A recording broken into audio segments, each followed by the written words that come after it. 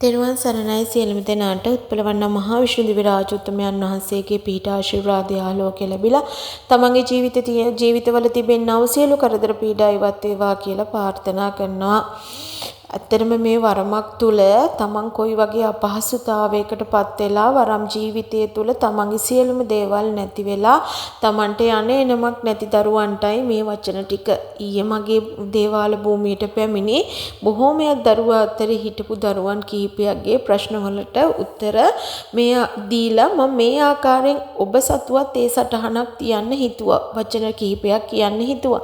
ඇත්තට මේ දරුවන් ගුරුවරු හොයාගෙන තියෙන්නේ මේ FB එක හරහා මේ YouTube එක හරහා.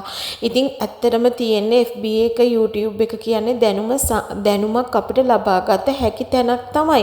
ඒ දරුවනේ මේ FB එකේ යම්කිසි විදිහකට ආධුනික වරම් දරුවන් විසින් යම්කිසි page වලට ඒ වගේම යම්කිසි page වලින් copy කරගත්ත ශාස්ත්‍ර මන්ත්‍ර ඒ වගේම ලිපි ලේඛන දානවා. ඒවා අනිවාර්යයෙන්ම Tamanට අත්දැකීමක් ඇතුව වැඩ කටයුතු කරපො තමන්ගේ ශක්තියවත් තමන්ට විශ්වාසයක් නැතුව යම්කිසි කෙනෙකුට පිහිටක් වෙන්න කියලා දැම්මත් තමන්ට ගුරුවරුම අතට අරගෙන වරම් ශාස්ත්‍රයේ තුල තව කෙනෙකුට දෙහි කපලා වැඩ කටයුතු කරන්න තරම් ශක්තියක් නැහැ.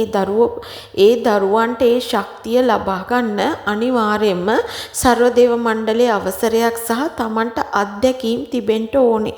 පුළුල් අත්දැකීම් ඕනේ. මොකද එහෙම නැතුව මේ ශාස්ත්‍රයේ තුල තව කෙනෙක්ගේ ලිපියක් දාලා තමන් පිහිටක් වෙන්න එන්න කියලා කිව්ව පළියට 10 සැරයක්වත් හිතන්න පුතේ තමනුත් අනිවාර්යයෙන්ම ඒ තැනකට ගිහිල්ලා වැඩ කටයුතු කරගන්න. ඒ වගේම නිකං කරනවා කියලාත් ඒ වචන සීමාවට එකතු කරනවා. මොකද නිකං කරනවා කියලා විර වෙලා ගෙන්නගෙන නොයෙකුත් පුද පූජා භාණ්ඩ සෑහෙන ප්‍රමාණයක් අරගන්නවා. ඇත්තම කියනවා නම් ඒවෙන් කරන්න දෙයක්වත් දන්නේ නැති තරම්. මොකද තමන්ටවත් තමන්ගේ ශක්තිය හරියාකාර අවදි කරගන්න නැතුව අනිත් අයට උදව් කරන්න ගිහිල්ලා ඒගොල්ලන්ගේ ශක්තිය තීන වෙලා ගිය මිනිස්සයවත් අසරණ තත්වයට පත් කරපු දරුවෝ තමයි ඊයේ මගේ ස්ථාන භූමියට ආවේ. ඒ FB එක YouTube එක කියන්නේ දැනුම් සංග්‍රහයක් දෙන තැනක්. ඒත් ඒ දෙන හැම දෙයක්ම හරියටම 100%ක්ම හරියට වැඩ කටයුතු කරන අය බොහොම අල්පයි. මේ වැඩ කටයුතු කරන්න Tamanට දීර්ඝ කාලීන දැනුමක් තියෙන්න ඕනේ. ඒ දැනුමත් එක්ක තමයි තමන් මිනිසෙකුට උදව් කරන්න පුළුවන් ශක්තිය තියෙන්නේ. නැත්තම් එන කෙනාවත් තමුණොත් තමන් නොදන්නවම තමන්ගේ ඥාතීන් හිරතාවයකටපත් වෙනවා.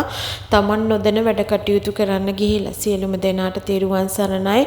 නුවණැසින් බලලා වරම් හදාගන්න දරුවෝ ඒ ස්ථාන භූමිය වලට යන්න කියලා මම කියනවා. නැත්තම් ඒක ලොකු කරදර පීඩාවල් වලට ලක් වෙන්න සිද්ධ වීමක් වෙනවා. මොකද තමන්ගේ ඥාතියා වගේම තමයි ඉතුරු ඥාතීන්වත් එන අයව සකසන්න හදන්නේ. එහෙම වෙන්න බෑ. එහෙම වෙන්නේත් නැහැ මේ වරම් ජීවිතයේ තුල. මොකද මේ වරම් ජීවිතයේ වරම් ගත්තොත් එකිනෙකාට වෙනස් පස් ආකාරයක් වෙන්න පුළුවන්.